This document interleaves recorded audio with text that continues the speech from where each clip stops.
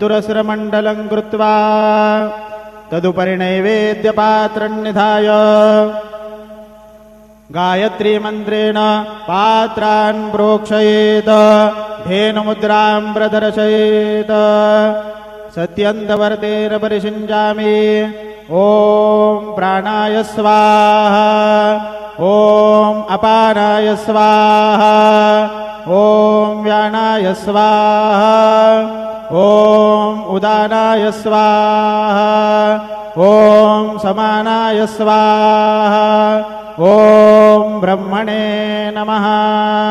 मध्ये पानीयं समर्पयामि पुनर्नैवेद्यं निवेदयामि ॐ प्राणाय स्वाहा ॐ अपानाय स्वाहा ॐ व्यानाय स्वाहा ॐ उदानाय स्वाहा ॐ समानाय स्वाहा ॐ ब्रह्मणे नमः। हस्तप्रक्षालनं समर्पयामि मुखप्रक्षालनं समर्पयामि करोद्भरतनार्थे चन्दनं समर्पयामि। सद्गुरु साईनाथ देवताभ्यो नमः। प्रार्थनापूर्वक नमस्कारान् समर्पयामि तथा च मङ्गलारार्तिक्य दीपं दर्शयामि।